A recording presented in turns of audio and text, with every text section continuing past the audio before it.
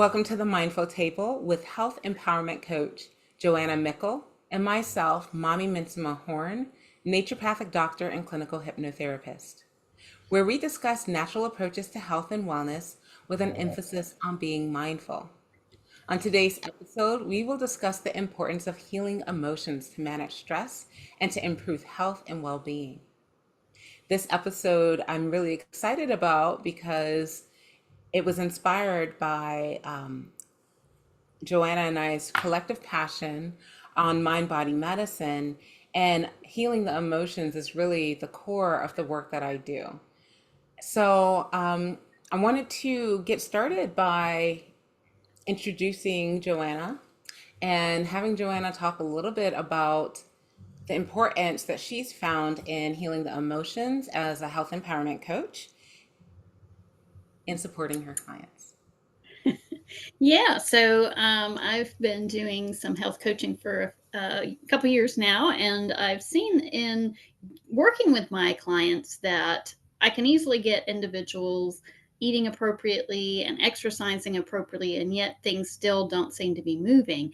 And it really comes down to that stress management piece. And in stress management, really is the emotional part of health and wellness. And as we've spoken before, we talked about how emotions create different types of communication molecules in the body that turn on and off genes, turn and regulate different systems of the body.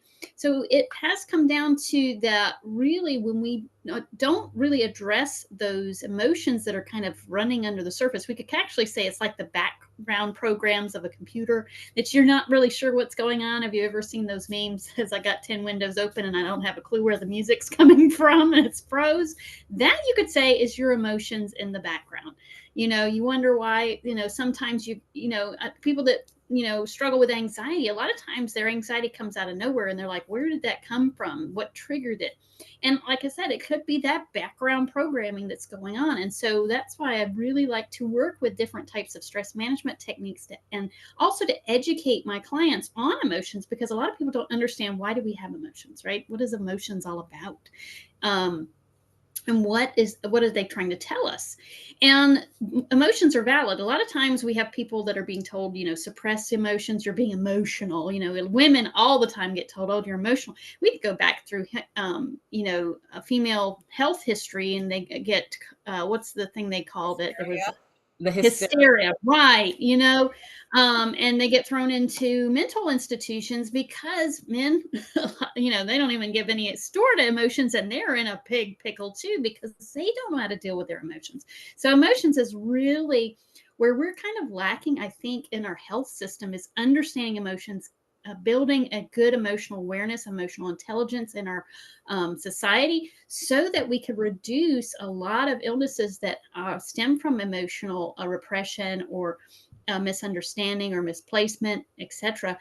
Some of the main ones that people don't realize that are emotionally driven is hypertension, diabetes, cardiovascular disease, and even depressions, and mental illnesses. All of these are stemming from these emotions that we don't know how to deal with. And so that has become a big passion in my practice as a health coach, is getting people aware of emotions and what their purpose is.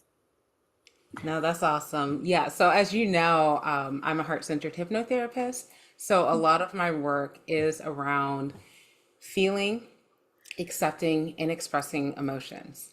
And from there, we're able to address the beliefs that we have and the behaviors that stem out of them. And so a lot of my work is really about creating corrective experiences, right? Mm-hmm. So this, like I said, is like my happy place, because working with people to identify. So what I Mm-hmm. find in practice is, well, number one, we see in babies that if a baby has a need, they have a emotional response. They cry, and you have to figure out what it is. But Yeah. once they have their emotional release, and then they go back to normal, it's as Yeah. if, nothing matters until the next time they have a need. Yeah. And as we get older from infancy into adulthood, we're usually taught that our emotions need to be suppressed. We can be Mhm. shamed for having those emotions. We can be Yeah. disciplined and punished for expressing our emotions. And all Mhm. of these things teach us that our emotions are not good for us and Yeah. that they are bad. Mhm. But the reality is, just like you shared, emotions are information. They Yeah. are communication that our body is trying to tell us that either something is wrong or even joy, like, oh my God, Mhm. I am so happy that I love this, right? But if we are disconnected from our emotions Mhm. for whatever reason, then we have a higher propensity or tendency to be unwell. And that can manifest, like you said, Mhm. in heart disease, hypertension, diabetes, but also we see higher rates of emotional suppression in cancer Yeah, and autoimmune conditions I meant and to mention. autoimmune conditions. Yeah. So, really, the work that I do is focused on feeling, accepting, and expressing.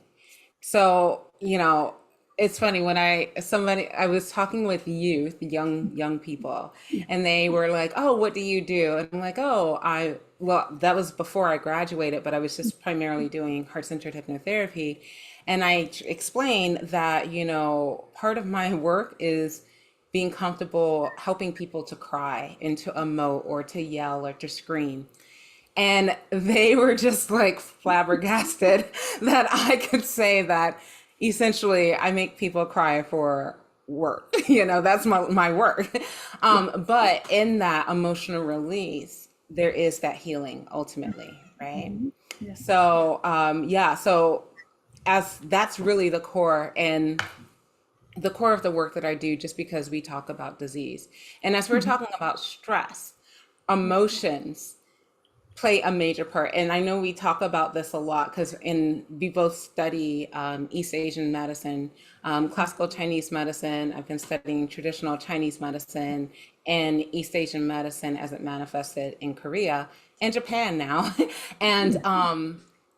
what we find is even pain. Pain comes from what they Mhm. call chi stagnation or blood stagnation, right? And chi or blood stasis. But chi stagnation is usually emotionally driven because the energy gets blocked Yep. and it can manifest and get stuck in a certain organ system.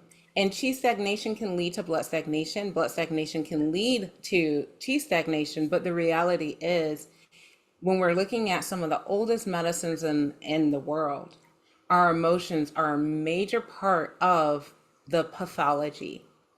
And the difference is in Western medicine, in conventional medicine, we are taught that emotions, so we have psychiatry, we have psychologists, we have so many different fields who specialize in certain things like, oh, we're going to help you talk about your mental illness.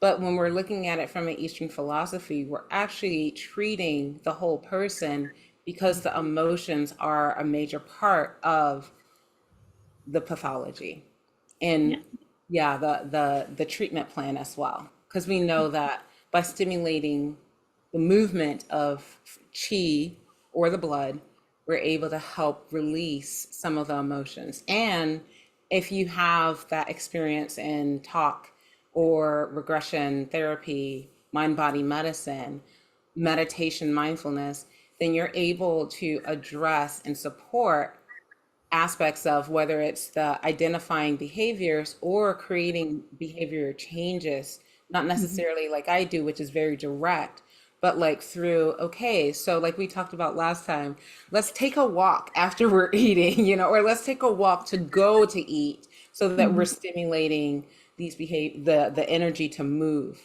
So yeah, this is part of the work that we do Yeah. in helping support people for better health.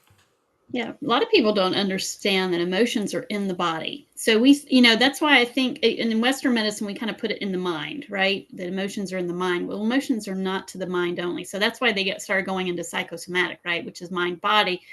in the context, if they don't understand why do you have pain or why do you have this, and they just say psychosomatic, but they don't tell people what does that mean, how does that go together, right? Because it's kind of to them more of a, just a catch-all phrase, I think, and because they're not taught it in medical school the way we're taught it in Eastern medicine, And even naturopathic medicine. Right. And in naturopathic medicine, how much they work together. Again, going back to those molecules of emotion, is those go out and go into, plus there's complexes of the nervous system. The nervous system is attached to the brain and the nervous system goes out. Also, the body is so amazing. So, when you have trauma, a lot of times it sometimes can get suppressed, that emotion and that fear, whether it be fear, anger, whatever the trauma emotion is, it's stuck in your body with every element of where you were, how you were at the time. And if you trigger it, whether it's a smell, it's a lighting, it's a scene,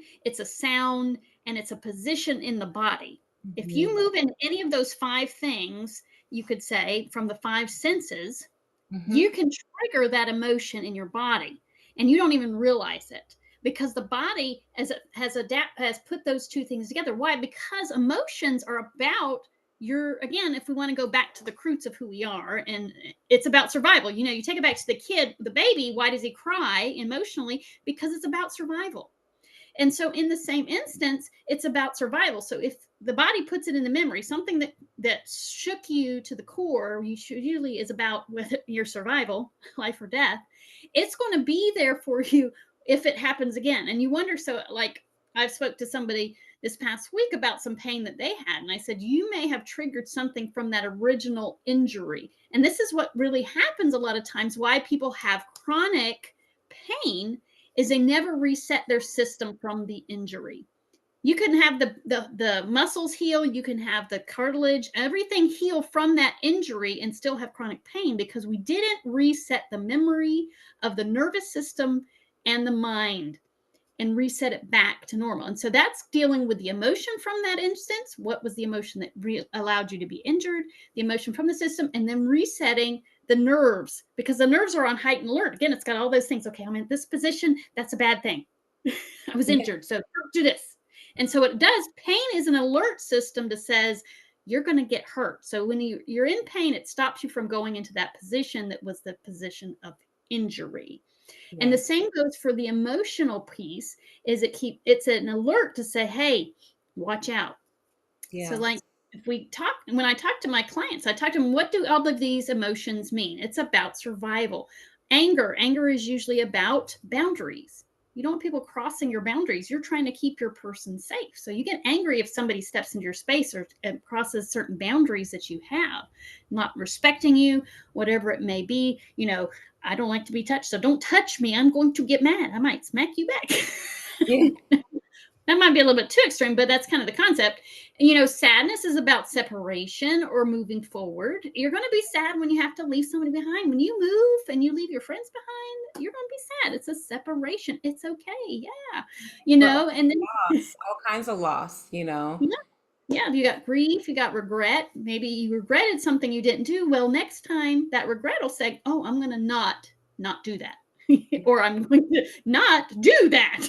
Whatever it is, regret is free. We don't allow ourselves to feel guilt, to feel shame, to feel regret, to feel sadness, to feel anger, because we think they're bad. All these are telling us so that the next time we can survive in those situations or be able to separate appropriately.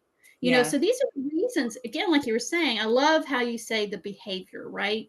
So emotions is about behavior. Again, if you regretted doing something or regretted not doing something, you're going to change that behavior the next time that is available to you, right? Yeah. Because if you pay attention to it, and that's what we do. We help you to understand your emotions for it. Because again, if you're perpetuating a prior thing because you didn't address that emotion, you're perpetuating the stress. And that's what gets us on that cycle wheel of stress, and that leads us to health issues. And so understanding how to process emotions, and again, I like your 3 things, and I've forgotten them how you say it. Feel it, accept it, express it. Right. Feel, express, and express, because then you can move forward and make those behavioral changes and become a better you and reduce the stress. And when we reduce the stress, we reduce the health issues and we change our health. And Yeah. so, you know, that's what I educate on. And then I educate on how do we do that. And that's kind of what today's conversation is about too. How do we do that? What are the different ways that we do this with our clients and our patients, right? So we Yes. have two different ways and avenues because our scope is different too. Exactly. And I mean, I could talk a little bit about, I was actually, when you were talking, I was like, you know what? Maybe a mini experience would be something that could help people understand a little bit of Mhm. how I work. Yes. Because, the way that I work now, the way that I work is very integrated. And I've Mhm. learned majority of people who come to me, it's because they have, even if they want energy healing, they still have something that is going on and emotions come up, and we Mhm. do regression work, right? Mhm. So, if you're driving, please skip forward. I will have a time, we'll have to look at the time stamp and probably put that in there. But you can Mhm. always come back to it, or, just don't do the exercise in this moment. I say that just for your safety. Yeah, just for safety, right? So, when I work with people, the first thing is, like, I've already identified, because usually we go through our health intake. So we already discussed what's going on. I've already started to identify and work towards the foundations of health, and helping to rebuild the foundations of health. And what I found is, by focusing on the foundations of health when it comes to any disease. So when people are asking, and I was looking at, so today, I'm moving. So just letting you, yeah, so I'm moving. I'm in the process of moving, and we'll get to the experience soon. I'm in the process of moving, and I found the book on PCOS, right, that I have. And then I have these books on mental health, and I was just flipping through because I'm like, ooh, do I put this in the box or do I take it to read? That's because I love to travel with books. Is the problem. I do read them, not all of them, so I'm trying to trickle it down to one or two books. Okay, so I pick up this PCOS book, and majority of the chapter is on lifestyle changes. Mhm. And if I go to a mental health book, the majority of the chapters are not on the treatment, but on the lifestyle changes. So what I have taken this information as, and even the cancer books that I have, they're all about lifestyle changes. And even my Mhm. yogi, I have a book, like, before I started medical school, was like yogic approaches to cancer management or something. And it's about movement, breathing, lifestyle changes, right? So when I'm looking at any condition that is brought before me, whatever my patient is working through, the first thing I do is look at their lifestyle so I can identify areas of opportunity. What can we improve, or what is missing? Are there deficiencies, or is there too much? What do we need to change and balance so that the patient has an opportunity to come back into balance and to restore health? Because our bodies have the capacity to heal. Yeah. Now, in addition to that, I address the mind body. And if a patient doesn't want to do the work, it is okay. But what I found is, by addressing the mind body through the mental emotional, we're able to help improve the movement towards health, Mhm.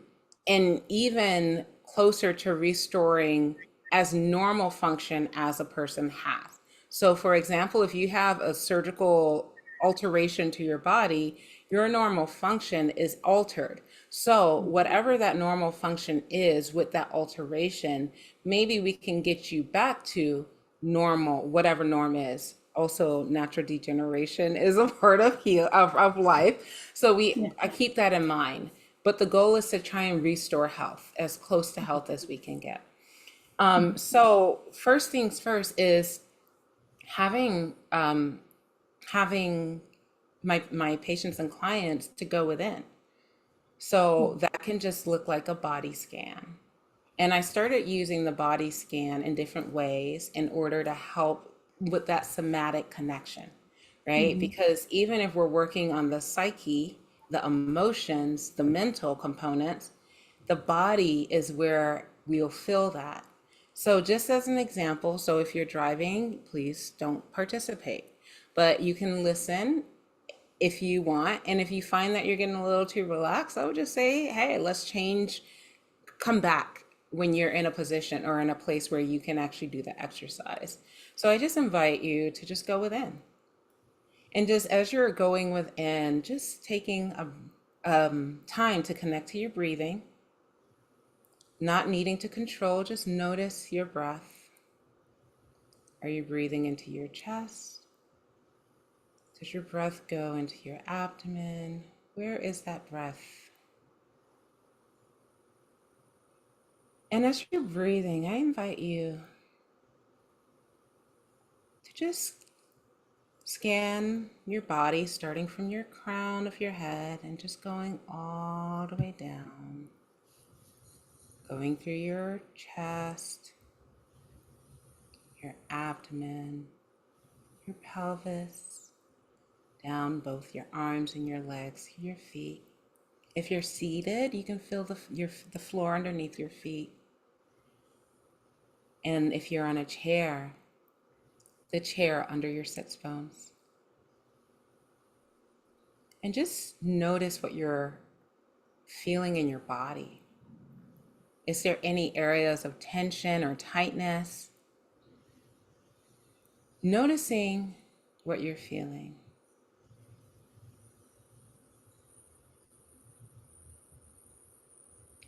And if you're feeling some tightness, notice how strong it is. It may be really light, maybe moderate, it could be very strong. And what does that sensation feel like?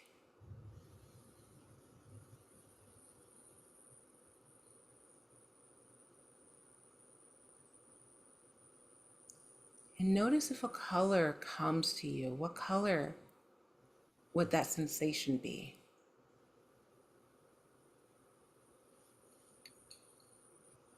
And as you notice the color, is there an emotion there with it?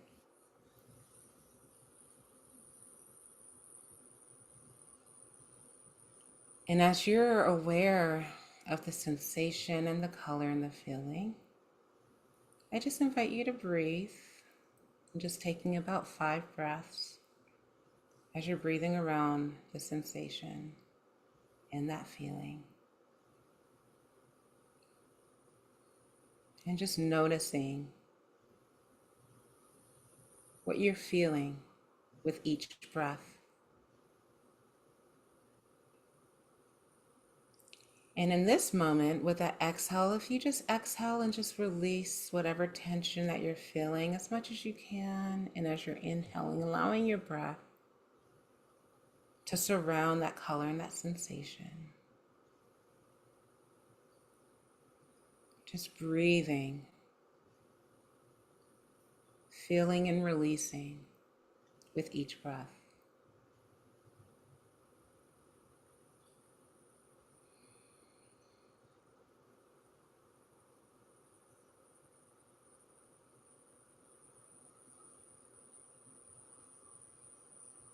Good. Now take one more breath. And exhale, releasing, coming back into the space that you're in. And just noticing. So in my sessions, we're doing a lot more talking.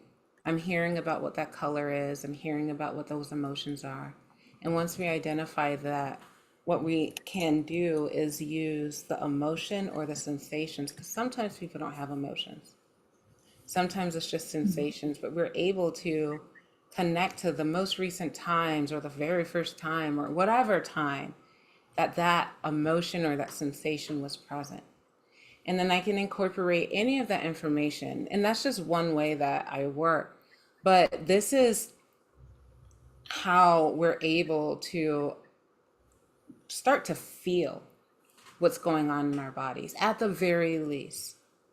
And, you know, if you're comfortable, Joanna, if you want to share a little bit of what you noticed, even in that brief moment, if anything came up, because I can tell you what I'm feeling as well. And yeah, because it's just to me, it's getting the ability to normalize being able to connect to our feelings.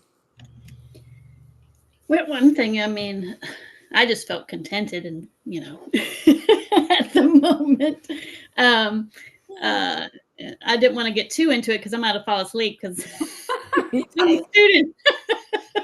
Yeah. Um, and I was trying not to get too involved because I'll be like, oh no, I'm going to fall asleep and not going to come back.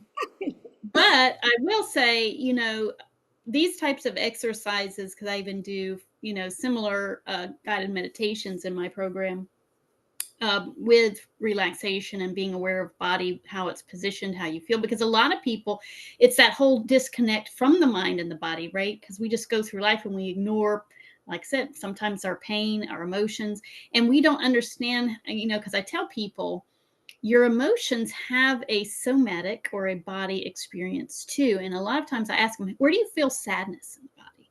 Where do you feel happy in the body? Where do you feel anger in the body? Because there are places you will feel it, and how the body sensation will be. And so these types of exercises, like walking through that one and saying, see how your body feels, recognize emotion, because that is really where you're reconnecting the body and the mind, and understanding how, because sometimes we don't realize, like you were saying, maybe you don't feel an emotion. Well, it's probably because we don't recognize how the emotion feels in the body.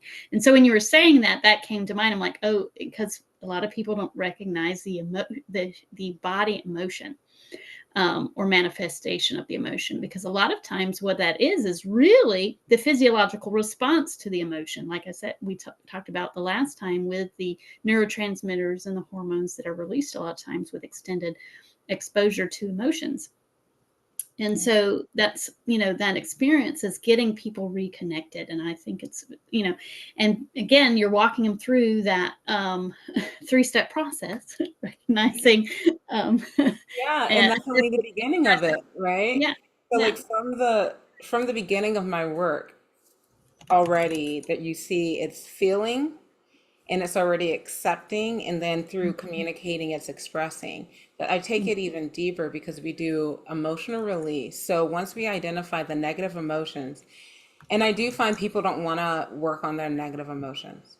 Mhm. But with the negative emotions, we're actually able, it's okay. So I'm going to use an analogy. So it's kind of like if you have a cup and that Mhm. cup is filled with anger. And Yeah. if you try and put happiness on top of the anger, there's not really room for happiness to exist because the anger has already filled the space.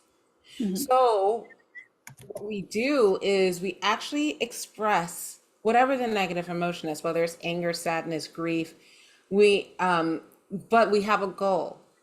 Mhm. We express the negative emotions, the fear, the shame, but we also have a goal of extinguishing some of them. So we want to express hurt, sadness, and anger in our everyday lives. When we feel that, we have to make space to express it and feel, right? And in our sessions, the goal is to identify the root of fear, our anxiety, our like the worries that we have, the shame, the guilt, and the negative emotions that are, I wouldn't say aren't productive, but they tend to really drive the pathology. And if we can extinguish it, what I have found is usually there is anger and sadness. If there's fear, if there is if there is shame, if there's guilt, like you said, the reason why I feel guilty is because, I did something and I regret it. And if I regret it, then that means that it's something I did not want to do, or it's something that I wish I had done. So if Mhm. we can identify that, then from the get-go, we change those behaviors and we also release those emotions, then we're able to help our people to come to a place where they are no longer allowing themselves to get to that guilt. And then if Mhm. it's something like shame in the heart-centered tradition, we give the shame back because shame is something imposed on us from the outside. It's like, stop your, shame on you for whatever. I come from an African family, so or Ghanaian. Yeah, my mom's from Ghana, so like shame is a big thing. It's like shame on you, whatever. So it's like for whatever you did. Oh, you disrespected, shame on you. So we grew up with a lot of the idea of shame. And for me, I always thought it was funny. I don't know if I internalized as much shame as some other people may, but it became a joke within the kid community where we are like, oh, shame on you, blah, blah, blah, blah, blah. But if you internalize any of that shame, you have to give it back to whoever gave it to you. And so that is a part of the healing process. And what I found is until we give that shame back, most of the time elements of shame stay. And I find that patients are not able to forgive themselves until they give that shame back. So, yeah, so working through to extinguish the emotions that are not really, I don't want to call it, they're unproductive, but those are really not the core of what's going on, because underneath the fear and the shame you're going to find sadness and anger, and it's just identifying and helping to express those and then extinguish. So that's really the work that we do. And then after we get rid of all of the, so once we poured out all of that negative emotion or most of it, then we can start to fill in those loving, happy, joyous, positive emotions. And so then the goal is for it to be, maybe, well, no one's ever 100% happy. The goal is to be content, but the goal is to have more positive than the negatives. So that when we're in those times where we're triggered and that shame, we're in a place where shame, guilt, fear is activated, then we're actually able to say, you know what? No, I'm not going to be afraid. Why? Because I'm safe. Why? Because I am loved. Why? Because whatever it is, I am worthy of my happiness. Or you know what? My needs are met. I have my food, I have my whatever, I have whatever. As long as I have these things, I am good. See, even Rosie, she's like, "Yes, I'm good." Yes, and she needs attention, obviously. But as long as we have those basic needs met, sorry, I got real. She's like all up in it. As long as we have those basic needs met, then we actually are able to have more of the positive and less of the negative experiences. Yeah. So, in seeking talking about feeling the negative and letting it go and then going to the positive is, I was at a pediatrics convention. I may have mentioned it at one of our other things, podcasts.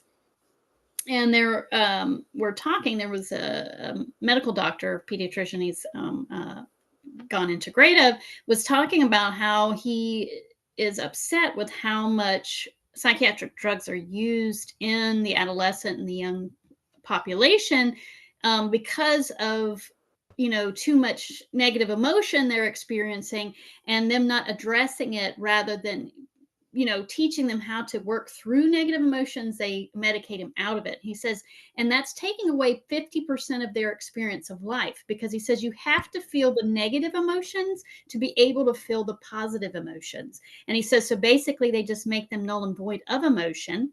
And I ended up speaking to also a naturopathic physician at this convention, and she was one of those individuals that was placed on drugs at a young age because of going through depression and things like that. And she said, I felt nothing, and I ended up doing things that I shouldn't have been doing because I had no emotion to trigger, hey, maybe this is wrong, maybe I shouldn't be doing this. And she ended up not going down a great path. And then she finally, when she was in her 20s, now don't do this, individuals, you don't take yourself off of these kind of meds without supervision, but she basically backed herself out of the meds. And she said, I had to go through that roller coaster ride of emotions and learn emotions in my 20s that should have probably been done in my teens, to where I could actually feel like I was alive again. And so she ended up going back to school later in her 20s to get her naturopathic doctorate and all this stuff, and cleaned up her life.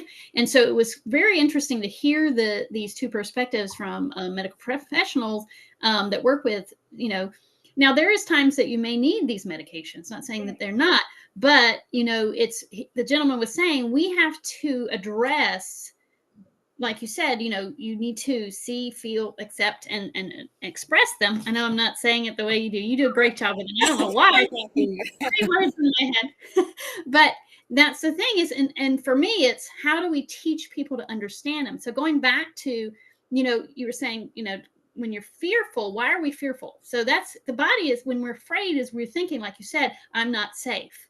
And so when you check around and say, well, there's no reason to be fearful. What is making me fearful?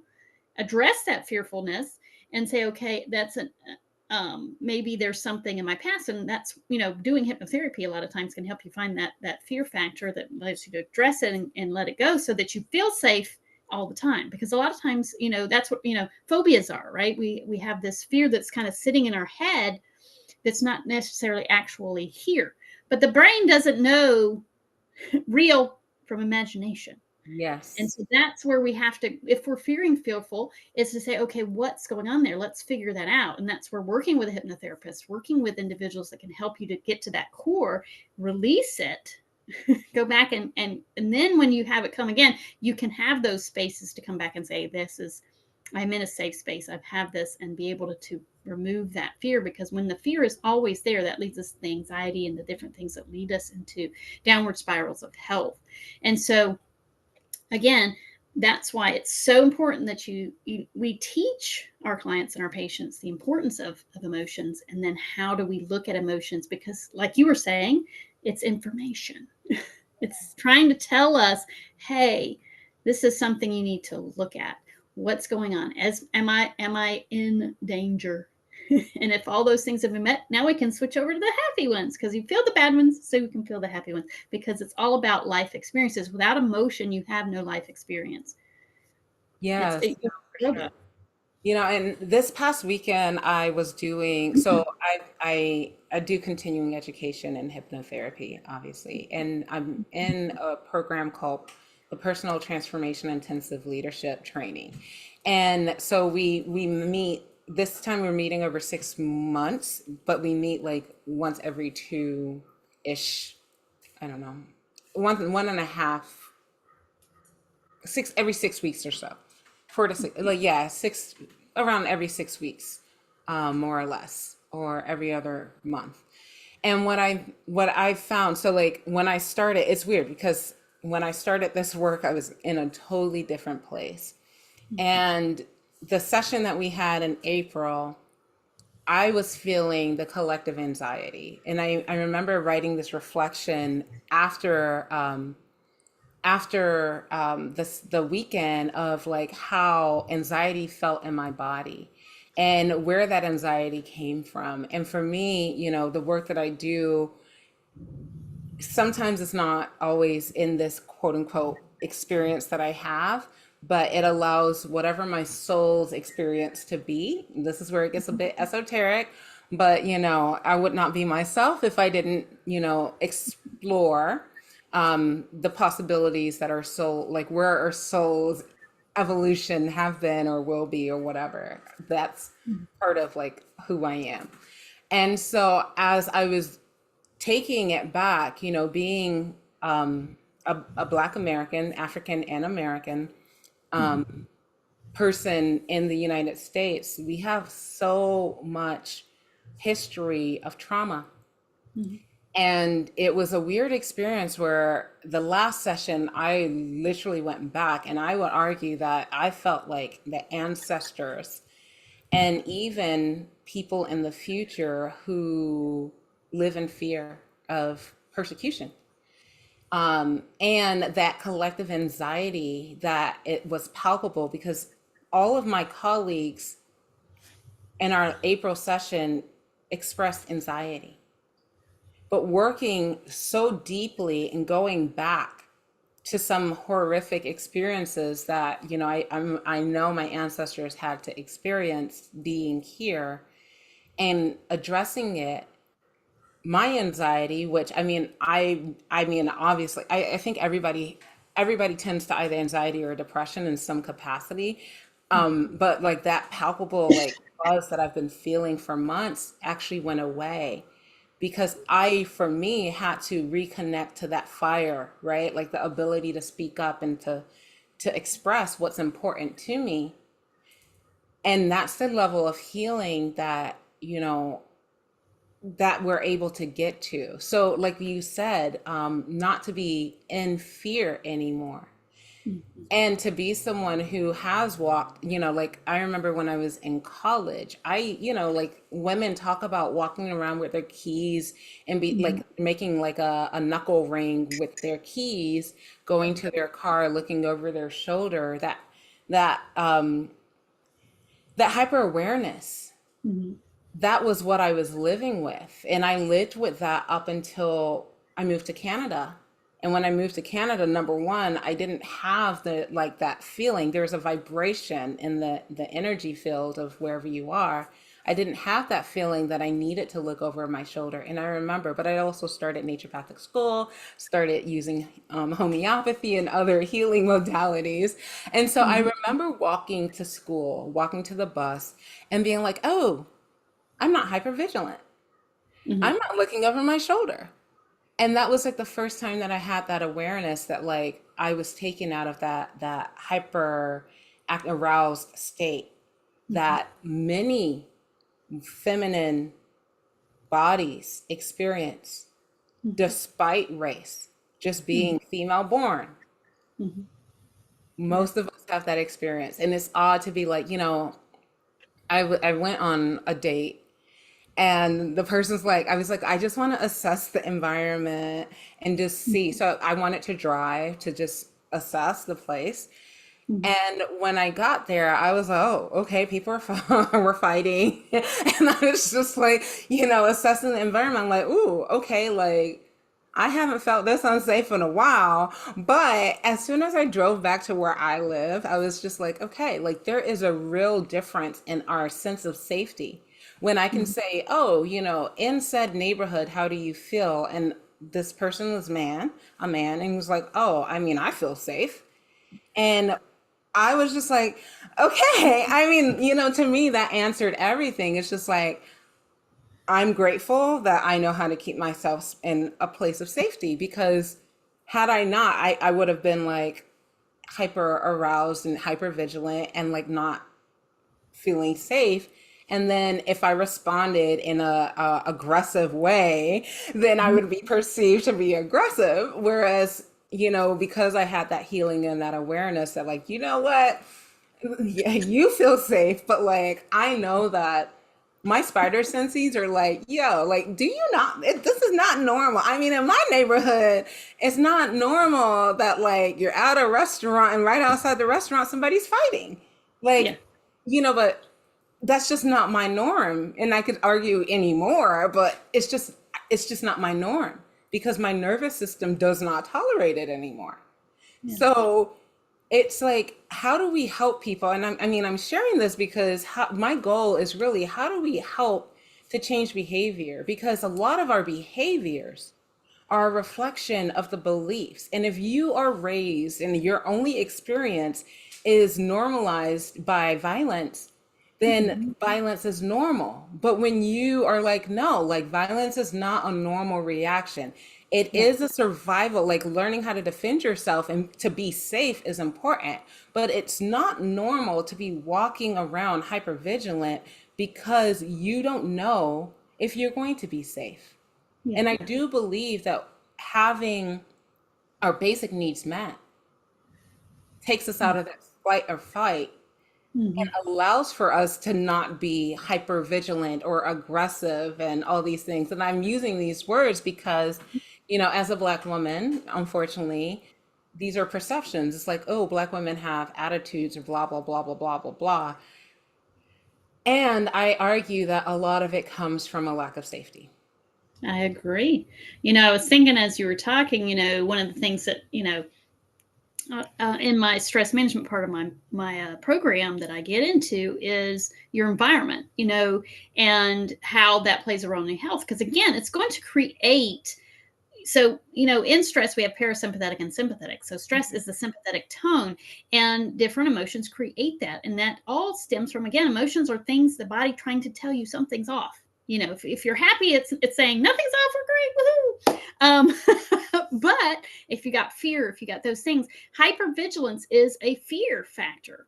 And fear usually runs to anger, and that increases your blood pressure. And then if we talk about work environments, we have work environments that can make us feel unsafe, our home environments. And I talk to people, it's like, you have to make a choice on your health, because if you're in an environment, and this is why, talking about hypervigilance in African American populations tend to have higher hypertension. And that's because of that hypervigilance. I'm not feeling safe where I'm at. My environment is not there. And you're like, well, just move. Well, that's kind of difficult too, which I do kind of say, can you move? Was there a way that, because that's what we have to work through is how do we, like you said, we're going to have to change behaviors by changing belief systems. And that's a hard thing. We look about it all over the world. We're like, oh goodness, how are we going to change our whole society? Because it's a mess. No, it is. And I it's know. generational traumas. And, we spoke about a lady that I knew that she's a white woman, and she has these conceptions, like you said, black women are seen as aggressive and this and that. And so she has in her mind, because she's taught by, oh, they're unsafe, they're going to be doing this and that, and they're down the road. And I'm like, they're a nice, happy family that's down the road that takes care of little kids. They're sweet. No, that's not them. And it's like, how do you change that? Because, of course, that's not how I was brought up. I was brought up completely different. We were, I think I've spoke to you. I may have spoken here. I was from a place where it was 50-50, so when people would say they're a minority, I'm like, you're a minority? Because I never left my hometown. Was having that. I'm like, what are you talking about, minority? Then I left and finally moved. And I'm like, well, I was in the dark, wasn't I? They are. Yeah. And so, when I came against this kind of somebody saying this, it really just flabbergasted me to, have somebody to have that mentality. And I'm just like, no, they're a nice family down the street. And so she feels like she's unsafe because she's got this belief system in there that's created this unsafe feeling towards it. And of course, then that puts blocks up to where you can't have a fellowship with one another. And this is what continues to fester in our society and leading to this nasty cycle. So healing the emotions and changing the belief systems. I mean, we're kind of getting into how we fix society's health, right? So I think we've been a little bit broader. Like, But no, go go ahead. ahead. No, go. You finish. Well, I was just saying, but how do we do that for our society? Because I mean, it's my thing. I guess we have to start within ourselves to where we can help to make that change in our society to where health and wellness can be everywhere. Because really it does come down to that. Because if we can't have, our health affects somebody else's health. I was reading that in one of my many books there on the shelves on mind body medicine, is that our health affects somebody else's health. And how does that do it? It starts in the mind. Again, how I perceive and believe is being projected onto, and we feel those energy fields, just like your experience of somebody saying, oh, you have a different, and I expected some aggressive individual, and you're all sweet and lovely. That's from a conversation that we had yesterday. Yes.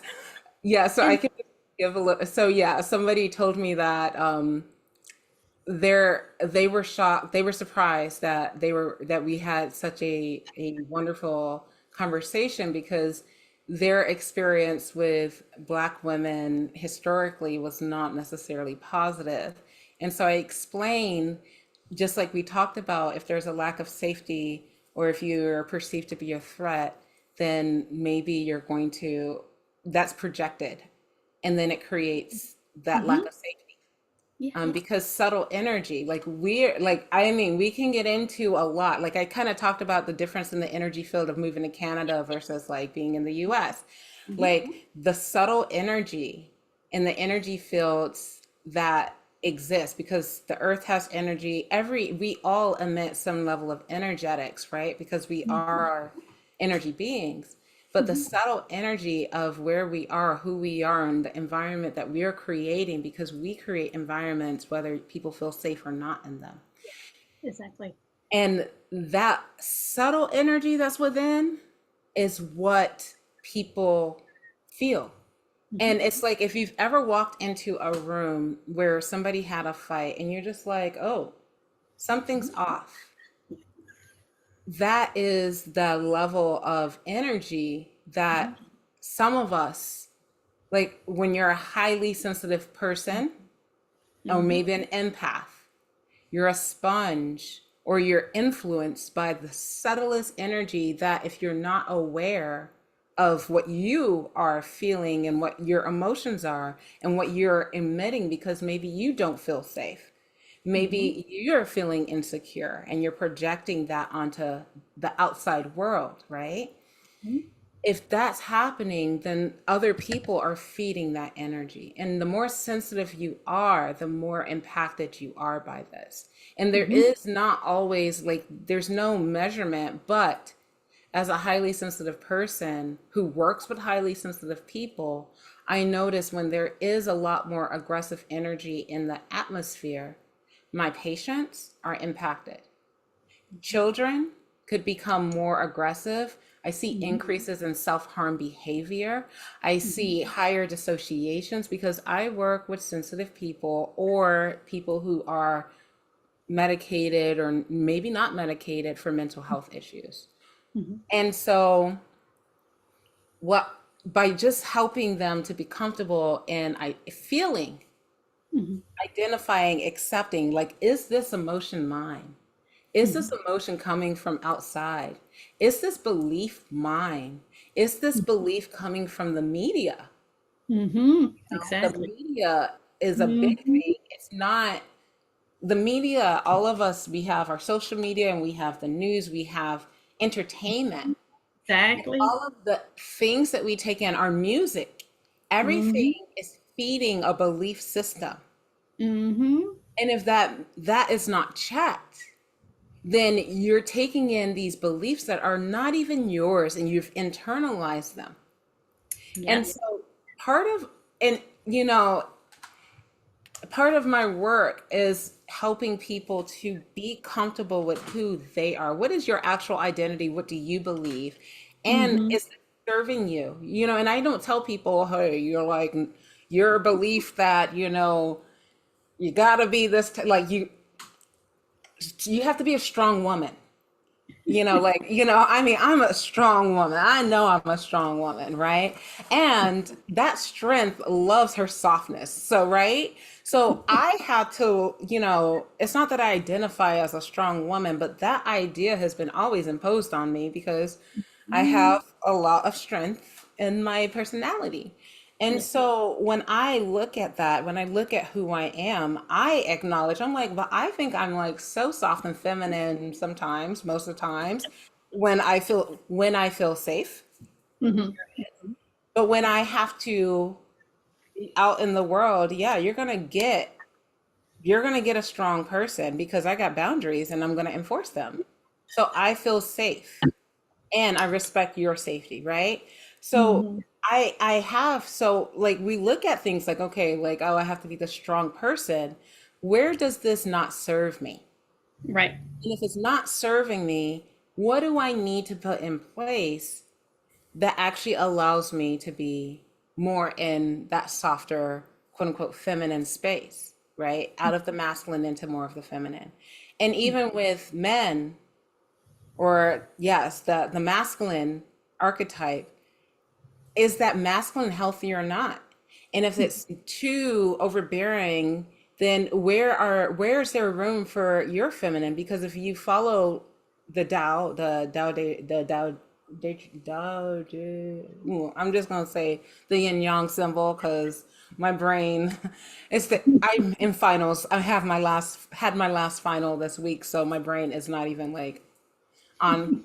But when we look at the yin yang, we see that yin is always inside of yang and the yang is inside of the yin. And yin and yang are always chasing each other because we're not complete without that opposite. So if Mm-hmm. we know this, we could see it in this system that's like so old, Mm-hmm. then we know that you can't be on one extreme without having that balance. So where's that need for balance and what is causing us to go out of balance? So these are Mm-hmm. the things that like not just through we work on certain things, the emotions and even certain beliefs and get to the root of them through like regression therapy. Mm-hmm. But it's through teaching and reflection. Because I mean, it's not even, it's more Mhm. reflection. So I may have homework assignments that I create that are Mhm. like, okay, let's work on how we identify said identity that we have. You know, like for me being a Black woman, I Mhm. have pride in being a Black woman, but how is Mhm. that, how does it help me? How does it hurt me?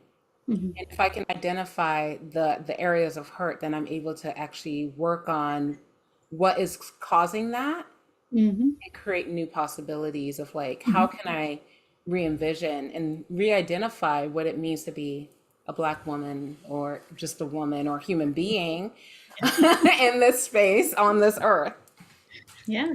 And that's one of the things, I do like to get into too with stress management because, something that, because I do some meditation and I was thinking on certain individuals and meditating for them, a brighter future and, wellness.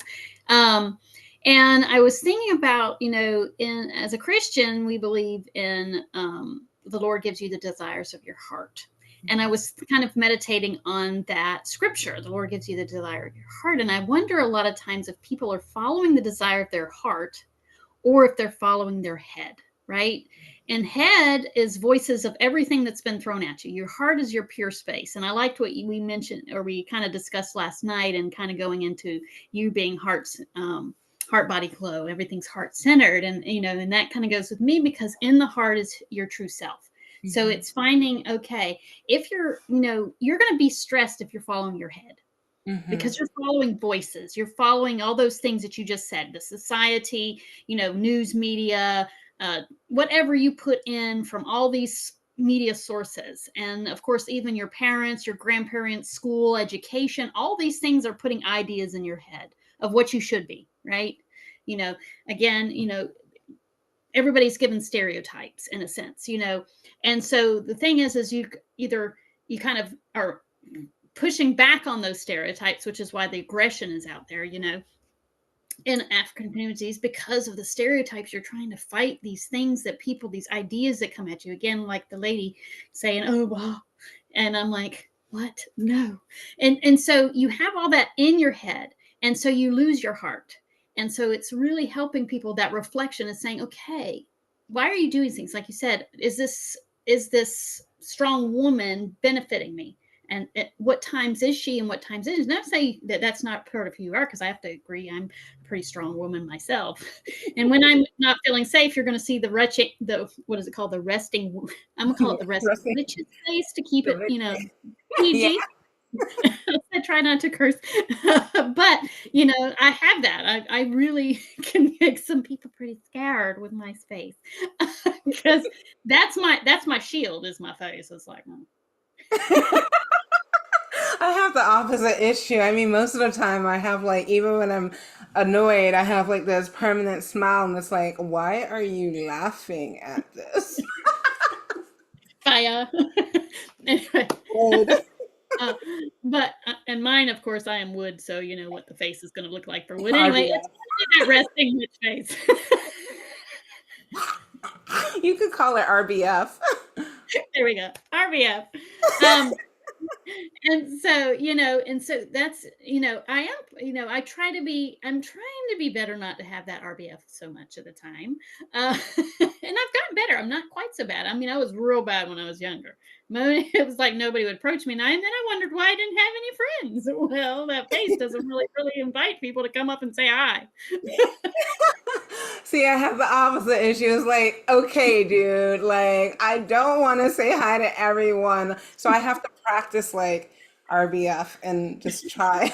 Like I can't even do it. Like let me walk down the street looking serious, but then I get distracted and I'm looking in people's eyes and I'm just like, hi, and I'm like, oh, okay, keep it focus. That's the fire. You're a fire element. I'm a wood element. It's It just is what it is. You what? eventually The fire, suck they're it. like, I'm the life of the party. I want people to be happy. I'm happy. Us woods were like, don't touch me. Because our emotion is anger Yeah. instead of And joy. mine is Not a good yes. one to be. I've tempered my wood a bit, but again, it's coming back to who we are. We're good with that. I'm fine because that's what drives me forward. In Chinese medicine, we have the 5 element theory, which goes into what is your constitutional type, and that's what kind of we're talking about, fire and wood. So the 5 are wood, fire, water, metal, and earth, and each one has it. Now, of course, we're going to be a blending of these things, but you have one that kind of tends to run out, and you'll usually find that being kind of your default emotion a lot of times. And mine is irritability, which is wood, is anger. So don't get me upset, because then I'm going to be not a very nice person, hence the RBF. But I like to be nice. Anxious. So I encourage my clients to really do that reflection work, because reflection work is so important. Again, going back to, as a Christian, I do meditate on scripture. And so I was thinking about that with some certain individuals. I'm like, because I'm finding that they're having struggles and they're stressed, and their body is showing this stress. And I'm like, are they really following their heart's desire? Or are they following what they are expected to be by society? By some picture in their mind of somebody yelling, oh, you should be this, or you should succeed like that, or you should be doing this, and you should be doing that. A lot of parents want to put on their kids, you should be a doctor, you should be a lawyer, you should be a this, or you should be a that. And that's not who they are. Some of them wanted to be, artists. And that's why we've lost a lot of those, real, I'd say, Renaissance men, because of that. And we should have Renaissance women. We haven't had that yet. I think Those I are mean, the I questions. would argue that What we do they now. do exist. And Yeah. if you look at what is a Renaissance person? What did they do? They were artists, they were well spoken, they could have had some They career. brought in new ideas, right? That's what, Exactly. And I think that's what we're doing. right. Yes. I'm saying we're bringing it out. We're the Renaissance women. Woo-hoo! But they do exist. They're in so many.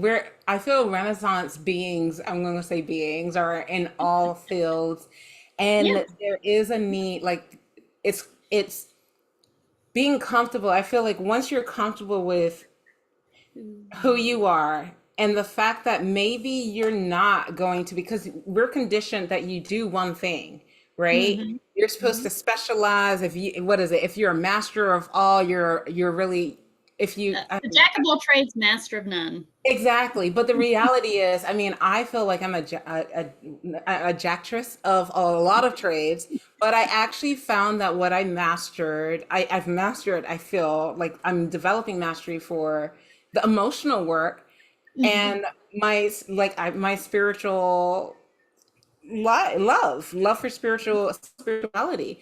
And what that looks like is, I started out with yoga and it's Mm-hmm. evolved. But when you get into the yoga, like look into the yogic philosophy, and then even if you, so there's some people who are like, oh, I was going to this Tai Chi master and then I wanted to see them work. And they just came outside, looked at the horizon, took a breath, and then went back in. And that was their practice. But if you look at what is yoga, yoga is to unite. You're Mm-hmm. uniting with the physical and the spiritual. That's to yoke, right? And that's what every practice is really trying to get us to, is to be in union with the divine. And Mm-hmm. so, I mean, I'm not saying I've mastered that, but I try and incorporate and invite others because, like you said, you're Christian. Mm-hmm. Even I work with people of all backgrounds because everyone has a relationship or can have a relationship to their spiritual connection. It is not my job to judge your spiritual connection. My prayer is that everyone has a spiritual connection on a higher source that is of light that guides us to be more compassionate and to be healing. And like you were saying, how do we actually change the world? Mm-hmm. I do believe that we change the world. Like Gandhi said, you have to be the light, you have to be the change that you seek. And through that, you're able to amplify your light through helping other people turn on their light. And I mean, Mm-hmm. like, I guess in an ideal world, especially right now, where we're seeing histories of trauma being reperpetuated on other communities or in the same communities and the trauma just manifesting in starvation and wars and I mean let's like a lot of different like war if is the perpetuation of destruction of another society, right? So when we're seeing war manifest and we're seeing greed, what we're seeing are people who are usually trying to exert some level of control on another, and it Hmm. stems from somewhere. So if we're Hmm. trying to like actually achieve world peace, and that was something when I did a pageant when I was in college, I was like, I really believe in world peace because I do want that. Yeah. Like to me, the only way that we actually get that is by actually healing the trauma, changing the behavior, and choosing to be agents of peace and to be in Hmm. the light. Hmm. And unfortunately, until that becomes the cultural values and framework that is the underlying foundation of leadership. Hmm. And, somebody told me that women are too emotional and that's why they can't be in leadership. But we actually see where women are actually in leadership, we have less wars and we're less conflict because we're less likely to send our children into war.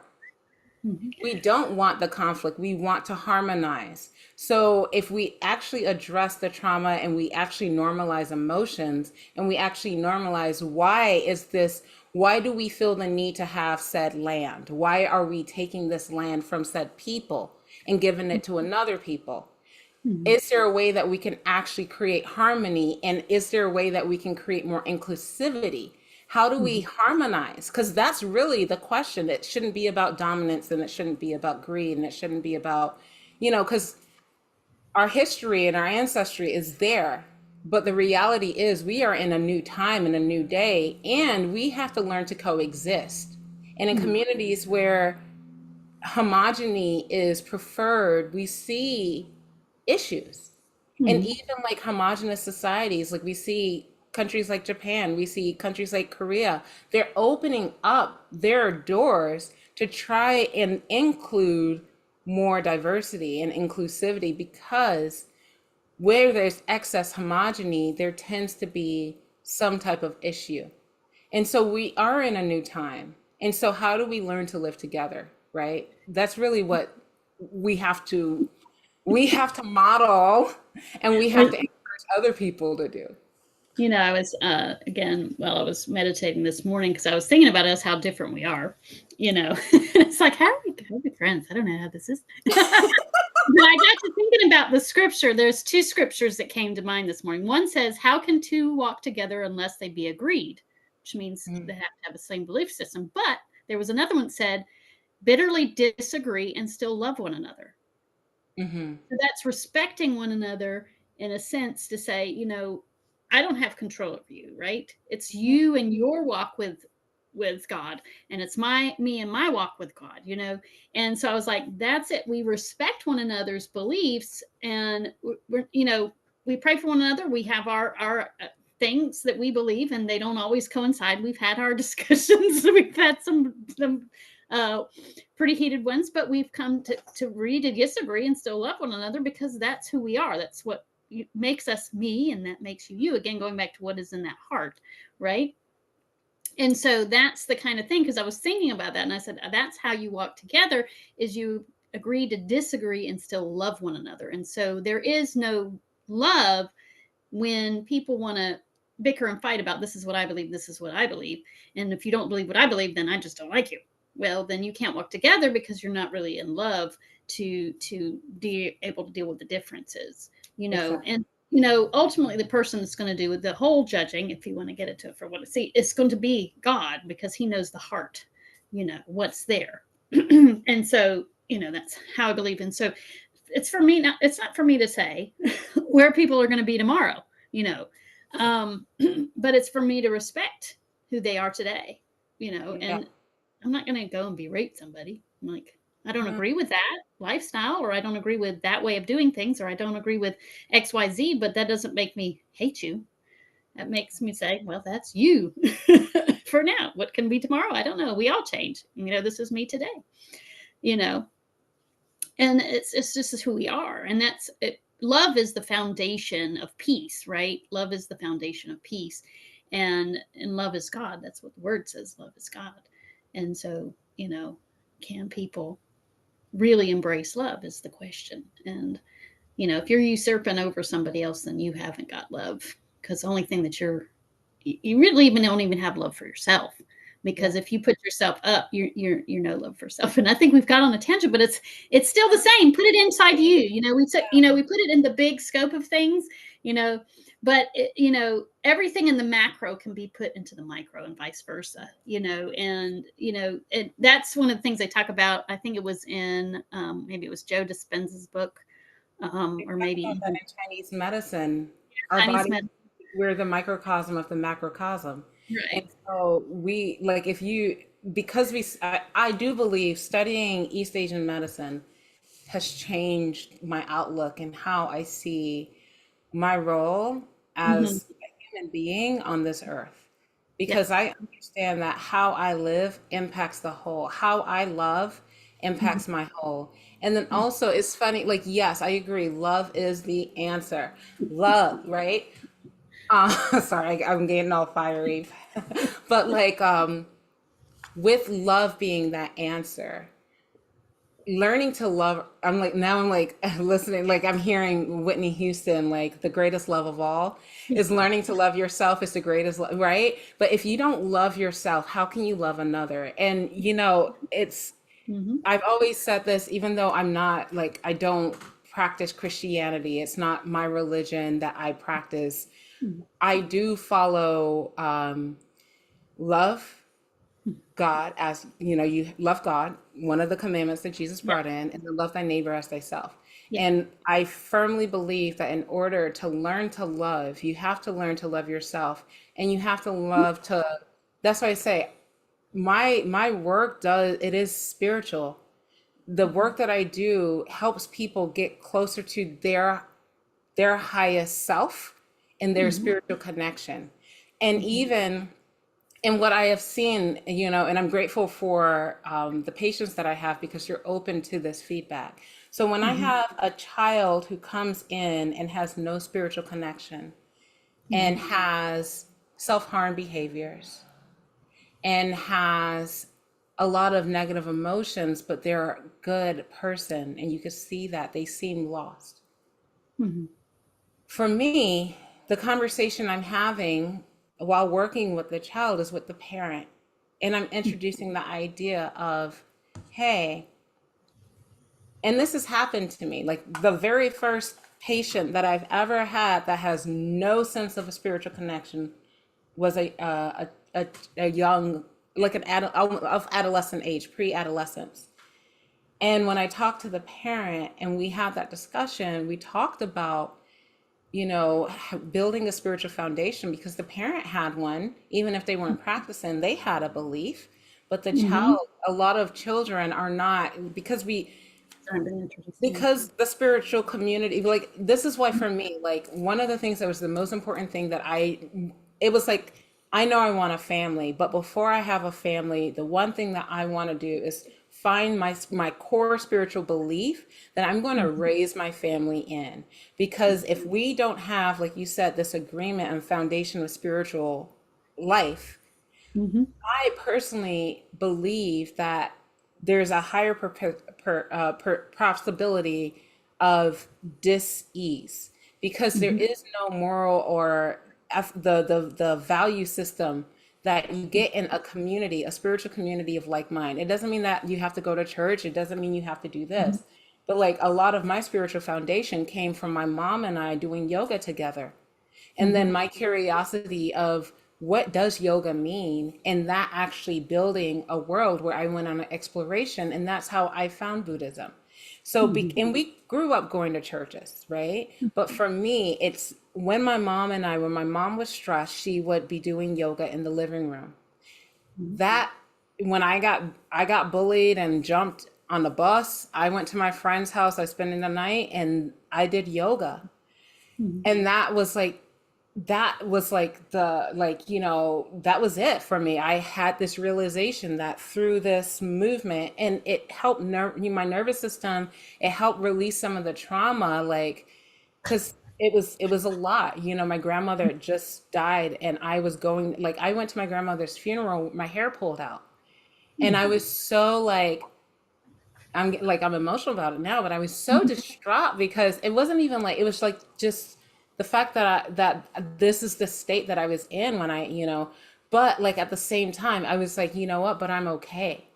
And Mhm. so having that level of acceptance and contentment, despite the fact that like I wasn't as presentable as I'd like to. I couldn't do my hair the way I wanted to. All the vanity aspects of like how we Yeah. present in the world was out the window because all I could do is pull my hair back and show up. Yeah. And that was what was needed because I was able to grieve and do what I needed to do and be there for my family. You So, know, yeah. Sorry. I was thinking on that where you're talking about having a spiritual practice for your family, for your children. And, I had an experience with a young person, and they were kind of, there was a gentleman that was speaking, scripture, but that's who he is. He's a Christian, so he speaks scripture. And they're like, oh, he's preaching. And I'm like, no, he's just, he's just talking. That's part of who he is, and that's the thing is people have kind of compartmentalized. Again, we're compartmentalizing emotions. We're compartmentalizing things. We can't make it part of who we are, but it is. Our spirituality is who we are. That's a part of who our being is. I'm a Christian, you're a Buddhist. It drives us, again, core beliefs. It's going to make us do actions, and realizing that it is who you are. You speak out your truth, whether it be through scripture or script or whatever it may be, that becomes a part of your battle. Like in Taoism, it's the Tao Te Ching. They utilize those, I forget what they call chapters or however they mention theirs. But it's what gives them a guidance. It's who they are. And for me, it's one of the things I meditate on is I want my family to have what I have as far as a relationship with God. To me, it's just like me having a relationship with you, because it gives you peace. It helps you to find who you are when you have that core belief, when you have that core interaction with the higher power, however you want to say it. Because to me, it's peace and understanding. It's really, and it helps you to find out who you are. That reflection, that meditation gets you into who you are, and that helps you to anchor your emotions. It helps you to anchor yourself back down. The one thing I do like about Chinese medicine is it doesn't separate the spirituality from the body. Western medicine, because of Descartes and Newton, because the church went crazy, and tried to make it all, well, you died because blah blah blah, whatever. And so they're like, well, because they went too far one way, then they went too far the other way, and they separated medicine into two pieces, the body and the spiritual, and said the spiritual is just for the church and the body's for this person. Well, no, they come together. And like you mentioned, healing comes from the heart. That's what you mentioned last night, and I agree with that 100%. Healing starts from the heart, from your belief system to your behaviors to your emotions to the manifestation in the physical. I mean, we're getting really deep and with this, but that's where it's at.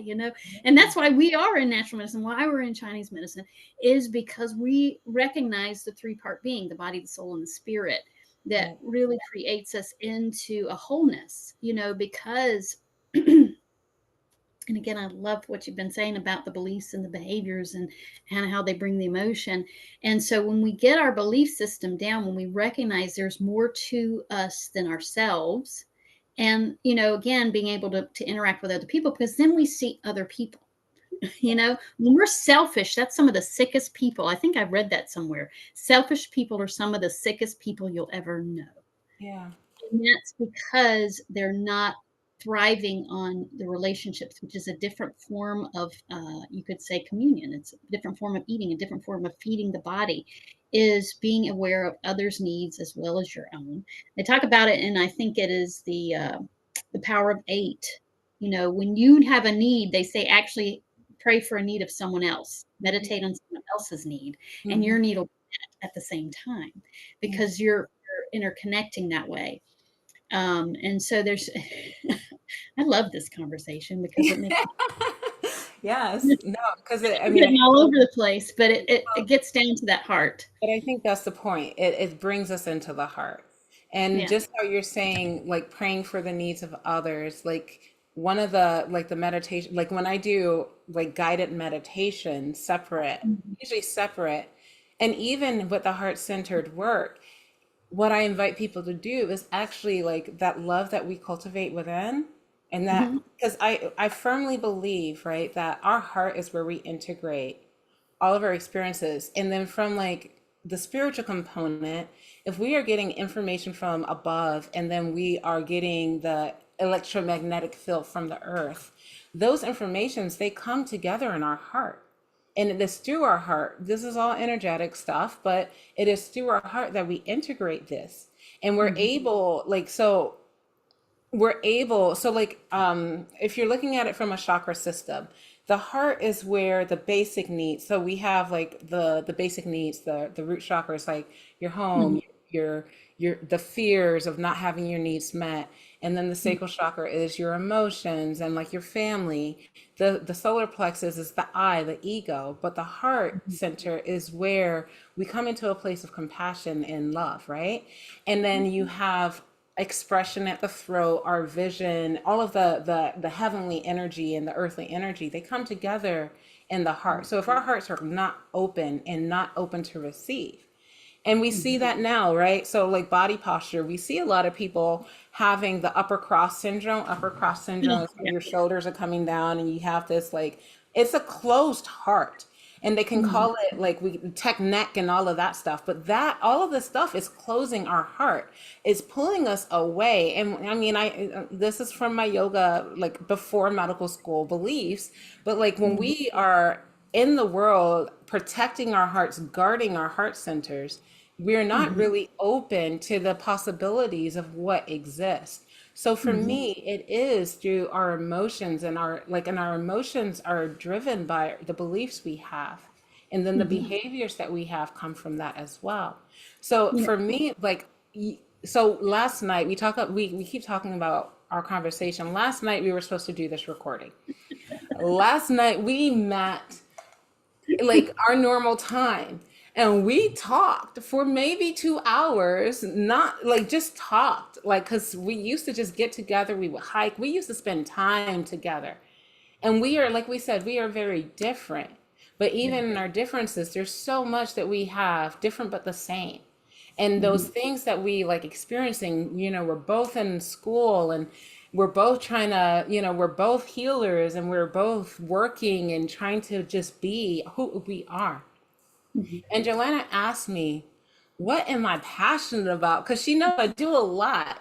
And I'm just like, this is what I do. So it was so funny because I was like, we talked about it. And I'm just like, my work is to guide patients and my clients to feel, accept, and express their emotions. And those Mm-hmm. emotions act as messengers to identify the beliefs we have about Mm-hmm. ourselves and the way we behave. And Mm-hmm. from that awareness, we're able to change and heal from the heart.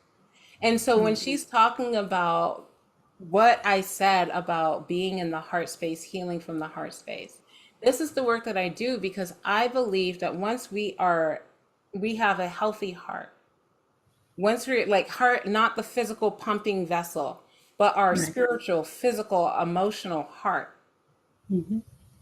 that's our spirit, our shin, our soul. When Mm-hmm. we have a clear heart, we can heal. Mm-hmm. And healing doesn't mean that we're evading death. Healing is being able to accept what is before us because death is inevitable. It's being able to make the changes that we need to make, knowing that I may be afraid or I may be in my emotions, but like I'm eating sweets because I want sweetness in my life. And the only way to actually get my emotional needs met is to communicate them and be in community with others. And if I'm Mm-hmm. not safe to do that, then that means that there's some work that I may need to do. Because if I'm holed up in my home and I don't have a sense of community, then that means that I need to address why. Mm-hmm. Or if I'm ill and maybe my illness is driven because I've suppressed my emotions, like people's needs are more important than mine. And I need something, but who am I able to call on? But how Mm-hmm. can I call on people if I have never believed that my needs are important? right? So we talk about these things. That's what I work on, and that's where this conversation stemmed from. So I'm really grateful for you. Thanks. Yeah, you made me think of it was a skit from Carol Burnett's show years Okay. ago. And you were talking about that, not suppressing because of other people's needs, not your own. And it was a woman. So the skit was Carol and one of her other cast members, and she was playing the mom, and the girl was playing her daughter getting married. And so she was supposedly giving her advice and stuff. And so she was looking back on the years and how she had her stuff. And so she came to realize, she said, I got married and my mother didn't get to have much of a talk with me. And so she starts going into, she said her advice to me was just act like pretend you enjoy it or something like that. Pretend you're having fun or something like that was it. And so she was going through, and then she finally said, in my marriage, I had a good house, I had a good husband, I had happy kids, but I did for all this. But she said, what was missing in the marriage? She said it was me. I Mhm. never did anything for me, just me. And I've lost me. And so she was telling her daughter, don't let that happen to you. It's probably too late for me, but it won't happen to you. Well, her daughter had a headgear on, one of those old um, blow dryers, hair dryers, whatever, that's really loud. Yeah. Anyway, so when she was done, she's like, what would you say, Mom? And she's like, she had missed everything, basically the fruits of her conversation that she was trying to. So finally she said, so what is it you wanted me to know? She says, just pretend like you're having fun. But Yeah. going back to that, that is what I do see a lot with my clients. Women that come is they're so worn down, and I've actually talked to two ladies. I went on a hike with a meetup group, and two ladies and myself. There was just three of us that went, and they both had one of them had just been through a divorce, and another one had been through a divorce, and they were telling me that after they went through the divorce, they didn't know who they were. They had lost their identity, Hmm. they lost who they are, and so they had to figure out, well, who am I? And the one was in the midst of it. She's like, I don't really know what to do because I don't know who I am, what I like, what I don't like. She said, I lost all that. And the other lady's like, exactly, went through that myself several years back when I ended up in a divorce, because I was identified with my kids, and of course they're grown, both of them, their kids are grown, and so it's like they have to reestablish. And so a lot of women, that's it, because again, you were talking about how women, they've said they're too emotional, they can't be leaders. Hmm. And really, women are nurturers by nature. That's who they are. And, they were the gatherers. So they're very much about detail. They're making sure everything is just right, so that, because if you're a gatherer, you don't want to gather something that's poison and kill somebody. So they see things, whereas men were the hunters. So all they see is the game. They don't see the trees. They don't see the leaves. They don't see the little minute detail that's going to tell you this is poison and this isn't. so that, so you have two different viewpoints, but the woman was in the details because she was making sure everybody had what they need so they Hmm. could survive. That's who they are. They were the real original healers, were the women. They Yeah. had that. That's who they are. That's their gift. And so they're giving all the time.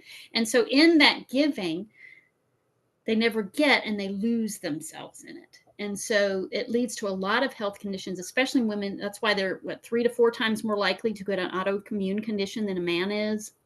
Hmm. Um, and so because they're attacking themselves, their body doesn't, just like they don't, their body doesn't know itself. That's what autoimmune condition is it's lost connection with who am I and who am I not. Or it And could be stem from a belief of like if you don't want to be somewhere, if like you don't want to be on this earth, but you would never just like actually act on it, your body is feeding that idea. It's feeding off of that idea that you don't want to be here. And yeah. so being able to identify those beliefs where they came from and helping to address them and change them, that can also help the body, the nervous system, the immune system to calm down too. So it's so in all of this, what we're kind of getting is we have to realize there's a balance between giving and taking. There's always that yin and yang. Again, men are overly into themselves. So a lot of times, because they're so self-centered, because that's the man, Hyper focus, hyper focus, they're not hyper focused, right, whether themselves, it's on for their self goal. or on the goal. The Right. goal They're could be their self-interest. The right, goal could be which like, especially men who are married and they have to provide or whatever it is, yeah, especially back in the day, that yeah, goal was like, I'm providing for my family or I'm protecting something. That ability that drive for that yeah. goal. I can see that with the hunter because it's look for the game, forget the trees.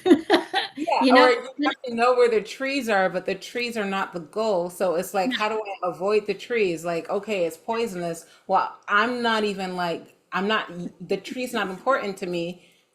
yeah. What's important is the Yeah. game, right? And So, so a lot of times they have issues more with, like they said, that focus and different things and letting go tends to be a problem.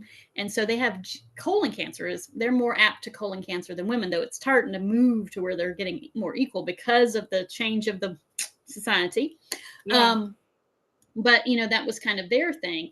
And so being able to be aware of these things and how do we balance these two thoughts, because that's always what causes our communication breakdown too. We got somebody that's hyper vigilant on something and the other one that's all these details. And that's yeah, why they're like, you're emotional. No, I see everything to the minuta because it's so important. And so we think you're gonna kill it because you got this with that, so that, and they're like, I'm going here. I was talking about this to my sisters because, especially one of my sisters, I was talking, actually, both of them. I talked to both of them because, they're married. I'm not. This is my marital advice from the bird's eye view. It's getting them to understand, because they get frustrated. Women get frustrated with their husbands and vice versa. And I was like, it's because you have these two different viewpoints going back to, how do we see things? How do we believe things? It's a lens, right? And that creates our behavior. So we get frustrated. Why are they doing that? Like you said, hypervigilant. And us is like, ooh, there's all this stuff. We got to watch out for this and watch out for that, you know, and which can make us hypervigilant. That's why women are so like, and you've got 5 kids, which my mother did, you're trying to keep them all alive. yeah, Um, and you get lost in all that.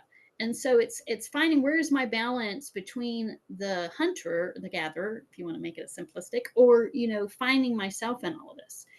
Because I've lost me. I'm really should kind of not saying that we should be self-centered, but there's a balance between self nurturing and nurturing others. yeah, And then that goal orientation and being aware of others around you in that goal because you're taking them for the ride, guy.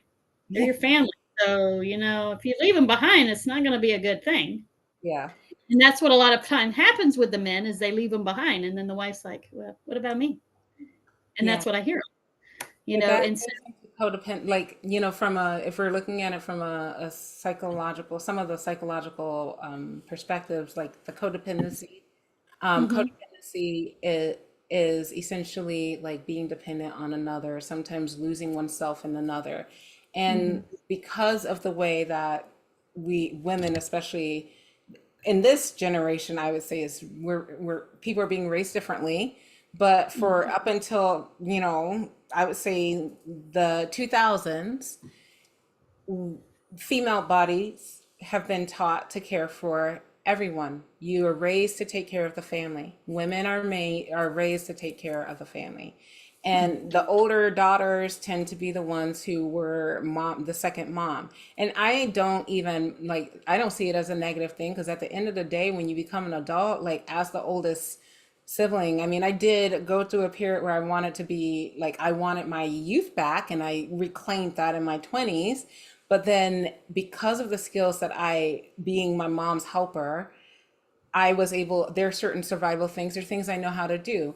And in addition to that, I also have to be aware that codependency is something that women were trained to be. Our needs did not exist. And we were supposed to nurture and take care of everyone at our own expense. So a lot of the re-education that I know we're doing, and I just like for this past weekend, we all created a talk on codependency, and so like, and we shared this teaching on codependency. So like what you're sharing is really about codependency, and my mhm, goal, and even with my sacred intimacy workshop, is really about learning how to love ourselves so that we can be interdependent and looking at mhm, areas that there are areas of opportunity, like and the behaviors or the experiences is really about, where did this come from? Where did my beliefs around intimacy come from?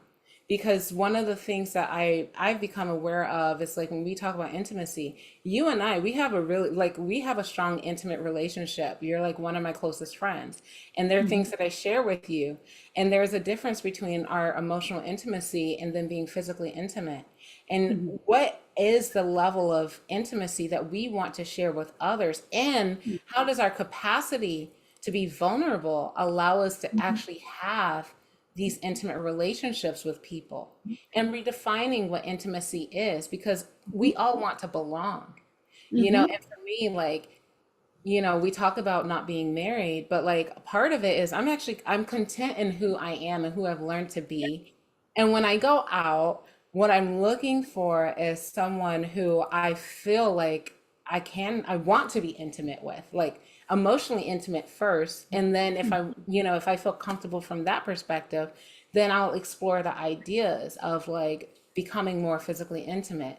And I feel that we were conditioned to maybe go for physical intimacy first, which we see in Mhm. hookup culture. There is this desire to have connection, but what happens is, like, you connect with somebody, it may happen, you may connect for a short period of time, and then things fall apart, and then the question is like, why? But really, we're all wanting to connect and have connection, but we want vulnerability and intimacy, and to connect on a deeper level. But Mhm. for that wanting to belong and like pleasing other people sometimes, and what I've seen is that, you know some people are willing to let go of their real desires and intimacy for a momentary connection, right? Mhm. And so it's not like about, oh, like when I talk about sensuality and sexuality, it's not about like, it's really up to you how we live in the world. I know for Mhm. me, I choose to express myself with people from my heart. And what I Mhm. look for in my connections are at the heart level, and that safety allows me to explore other aspects. And that is not that's something that I've learned over the years, because I was a product of the times and the environment. And I used to struggle with, like, okay, like, what is appropriate connection for me? And I've Mhm. learned that all of these things are things that I have to define, whether it's through our society or our spiritual beliefs. But Mhm. really, it's up to us, right? Mhm. So when we're talking about codependency, and we're talking about intimacy, and we're talking about love for ourselves, it's really about cultivating our needs and giving ourselves what we need, so that we are content and we can be present in that relationship, in that marriage, Mhm. like in the Carol Burnett skit. Like, Yeah. yeah, I'm here because you know what? I'm getting a massage. I'm letting go of, I'm letting my stress. I'm like, look, we need a date night. I'm sorry. Yeah, we got 10 kids or 5 kids or 3 kids or 2 kids, but I'm demanding date night every other week. I don't care. Yeah, you are busy at work. Put it in the calendar. Let's go have fun.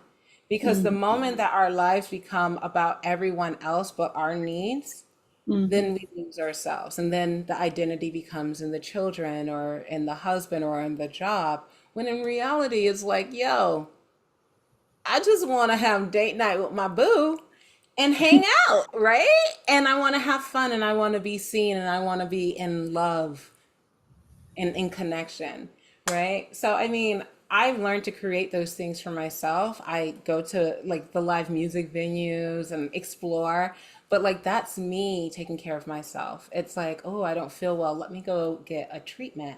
Let Mhm. me do what like as a single person, like we have to take care of our needs.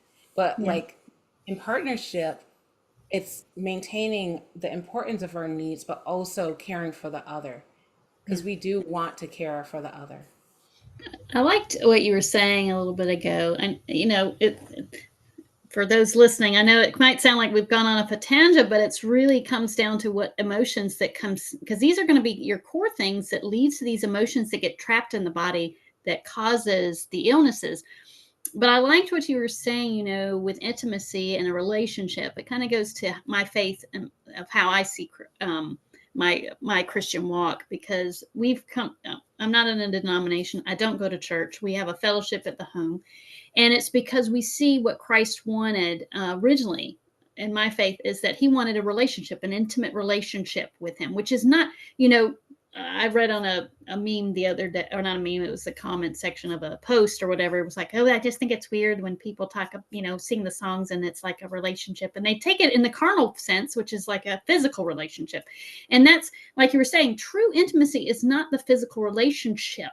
It's that vulnerability. And we talked about it in our fellowship. It's the vulnerability we have one another to show that we can feel safe in that vulnerability, in our weaknesses, and say, hey, I need this, or I need that. I need, in that connection. That's what was, when Christ did communion, it was really, isn't about the wafer and the wine. It was about having communion with him. He wanted to have communion. That's why he became flesh and wanted to talk. And that's what we are striving. Why is community so bad? Why is the world in such chaos? Is because of that lack of connection, that lack of vulnerability, that lack of intimacy, of interconnection. There's too much divisiveness, right? We talked about that last night. The divisiveness that's in the world from media and outlets, and people trying to make pockets for control, when it's really about unity. It's about trying to find the intimacy of talking and being able to understand, to listen, and being able to agree to disagree and still love one another, and I like that, it's, if you get into, of course, Chinese medicine, they talk about the essence. So when you make it to the physical with your partner, the person that your heart, for Christian, that's your soulmate, the male soulmate, is you become one flesh.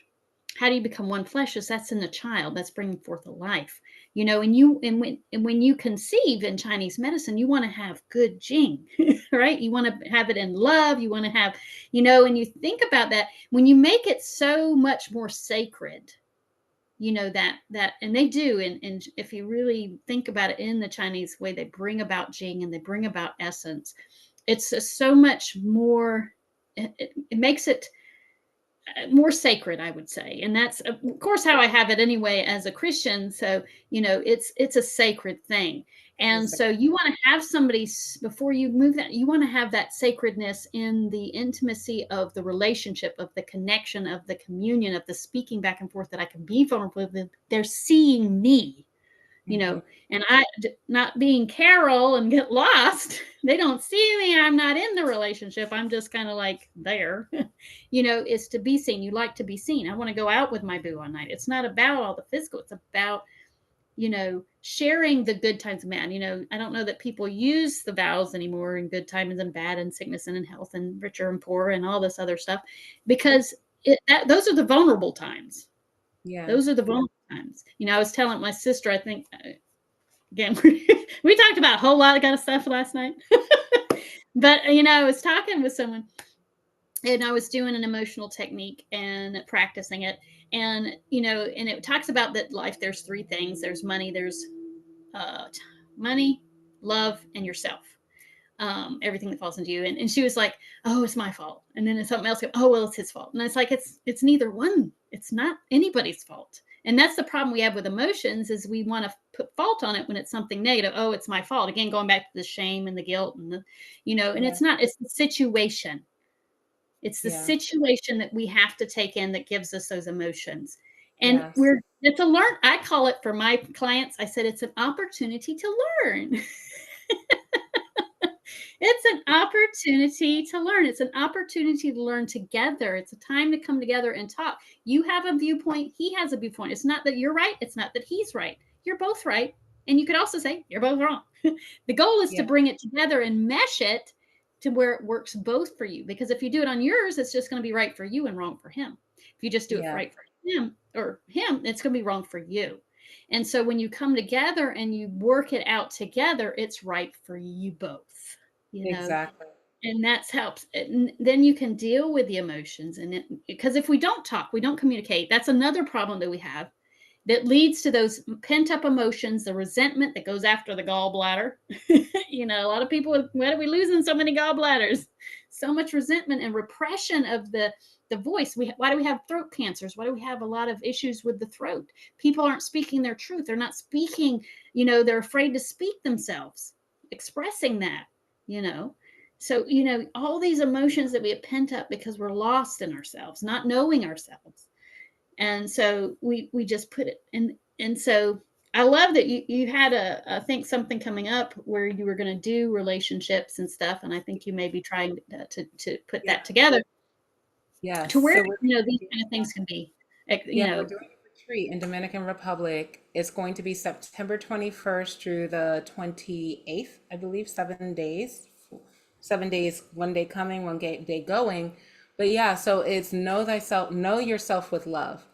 Um, and the whole idea is, and we do invite couples who want to work through, and there, it doesn't really, it's not about, so whether it's heterosexual or non-heterosexual relationships, it's not really about like the gender and that aspect of relationships. It's really about, as a human being, how is your relationship with self, so that you can improve that relationship, have a fun time, enjoy a beautiful space, because I feel like that's important as well. Like, how many people, I haven't been on a real vacation, I'm gonna be honest, since like 2014. Before I started, I went to Jamaica, right? So that was the last vacation that I had. And going on vacation and being away from your norm allows you to have a different experience. But one of my clients, she would always get a little frustrated, like, I got to go home to my children and all this stuff, and I'm supposed to integrate all of this deep work, So it's like, I heard that feedback. And I'm like, Mhm. why, I want to create beautiful spaces that are affordable for people to come do the healing in nature and in a safe environment where they feel like they can be seen and heard, and Mhm. practice some of the things. We will have some of the group exercises, like the healing, like with the activity experience that I shared earlier, but also yoga, movement, excursions. But yeah, it's a whole week of just learning who you are, learning to love yourself, nourishing your body. And, Mhm. if people are interested in like naturopathic work or one-on-one spiritual life coaching, or even the heart-centered hypnotherapy or integrative healing sessions, because I've started incorporating regression into like Reiki and it's contact acupuncture, that I started creating these different ways of healing, so people will have opportunities to book those services as well. But yeah, so yeah, creating a space where we're able to put all of the things that we talked about into Mhm. in person, but into the life, so that the people who want to come can explore our healing Mhm. and their intimacy and their boundaries, and where they, so as you're talking about giving fault to others, it's like looking at where we are, call it the victim triangle in heart-centered hypnotherapy, but also Mhm. call it the drama triangle in other places. But looking at when, whether we're playing the role of the victim, or we're being a rescuer or being a persecutor, and identifying why we're playing those roles, the emotions behind that, and then allowing ourselves to step off of that victim and drama triangle, because we understand that, number one, we're not victims to our circumstances. We don't have to be.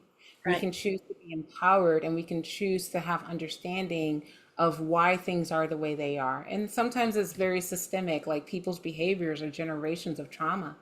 So understanding why the behaviors are driven, and how we can choose not to just be a part of that continued cycle of drama and that Mhm. triangulation and the hurt feelings that drive unwanted behaviors, right? Mhm. So we talk like it in clinic, we're looking at addictions, but Yeah. like in people who may not have like the clinical manifestations, we're just looking at behaviors like overeating, or maybe relationship, maybe addictions or codependency, or like narcissistic behaviors, whatever it is, or maybe like emotional dysregulation or aggression, like how those manifestations are part of behaviors that come out of our experience.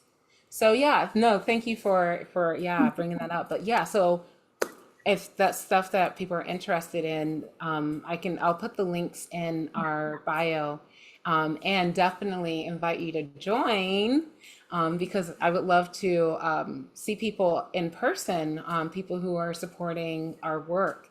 And I mean, we're also talking about the possibility of doing some workshops together, doing sharing some of our teachings and bringing that strength of her coaching and the work that I do to kind of help maybe take this a little, take it in a new direction. So that's something that we'll probably be working on over the next couple of maybe weeks to months, Yeah. to kind of explore the possibilities of how we work out of the mindful table. So there's a lot happening, and it's because I think the work that we do, the foundation is in the heart being the base of the work that we do. Yeah, I imagine Kip is like that Kip. That's Kip. She's trying to get my attention, like your little Miss Rose. Our little animal pets here. Yeah, They like. Rosie gave up. She's resting. Yeah, she was sleeping before, so she's woken up and she's like, "You're still talking." We love to share knowledge. We love to get together and talk. And this is a big subject, and we've gone a long way. So I'm sure we've probably got everybody like going, "Whoa, this is getting deep." So we want you to be able to digest it, and definitely check into Dr. Maame-Mensima's upcoming retreat that she's got, because this is a place to start if you're looking to start really doing this deep work healing, because we're onions, you're peeling back layers after layers. I know I was working with a client this the other day, and I'm like, this is going to take some time to work through some of these things that you've got going on to get to that, to really get you the full relief you need, because it's years. We put years upon years of burying things and burying things. So, having somebody to help guide you out is gonna be a blessing. So, Yeah. check it out. In group, like the one thing that I like about working in groups is that the people who are meant to be there are going to be there. And there's usually a common thread that brings the people together. And there Mhm. is this reality that you realize that, you know what, I'm not isolated in my experience. And the moment that we have that validation, and some people are like, oh, I don't need validation. But it's like that external validation actually is part of the healing process, because we're not alone on our journey to healing. And working in groups, and especially like being in spaces that are created to be healing, and Mhm. having that break from whatever your norm is, it allows for the work to go deeper. But at the same time, because it's a retreat and it's supposed to be fun, like I feel like it's a good like toe in the water without like the full immersion, unless you really want to dive deep. But it's not really for that like super deep transformation, but like to help start that journey and to take those steps forward, Mhm. right? Yeah, it's Yeah. one of the things I do share with my clients too is the group. I do encourage group therapies and group counseling and things that, especially for things of grief and really anything that you need support on, because there's others out there that can give you a different view, that can say, hey, I've been there, I've made it through, these are things that I've tried. When we see we're not alone, again, going back to that vulnerability, that big ability to make connection that we so desire, it's hard to do it in a one-on-one sometimes therapy. Sometimes you need that, but sometimes it's really good to have a group that you've been with or that you can get with that's been through those experiences. You're not alone.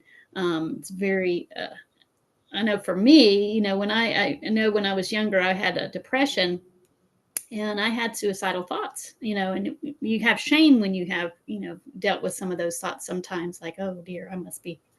And I was talking to a friend of mine, and she mentioned she had those issues, that she went through depression and had suicidal thoughts and things like that.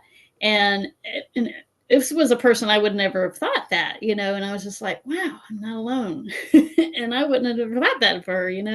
And so it really, when you have those connections and abilities to speak it out and see others, it is a start for healing and being able to say, I have a way out. It's that ray of hope sometimes that we need sometimes when we're in because with such a dark place for me.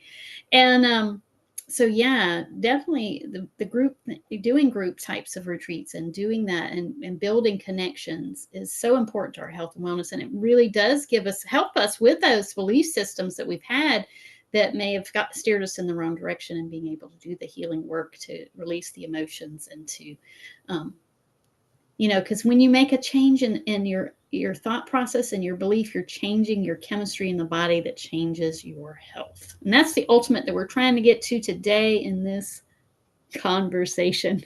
It kind of comes to this really, it seems like a very, very simple, but it's a very big, This is deep so work, as fun. you can see from the conversation. Well, I would just throw in there before we Yeah, end, like yeah, emotions, they are like the depths of the ocean, right? yeah.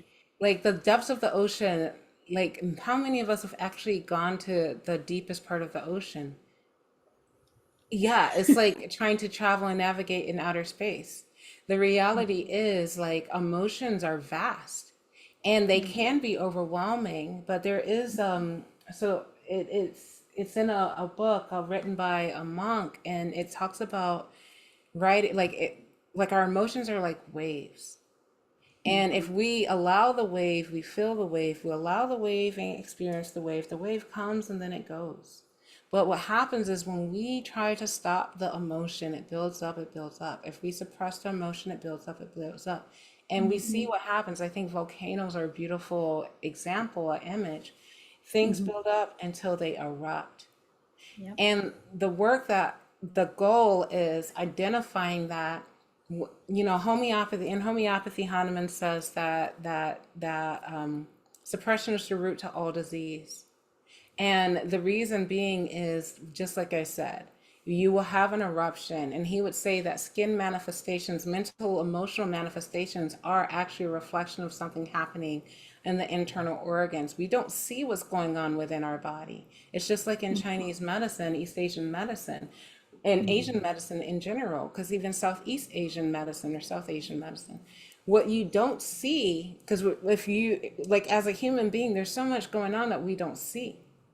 Mhm. But when we see that pimple, or if we see that eczema, or if we Yeah. see somebody vomiting or somebody is coming out, whatever, then you know something is wrong, Yeah. right? So to me, it's until that suppression, and even if we're looking at pathogens, our body's ability, our immune system's ability, like some people, we're exposed to pathogens all the time.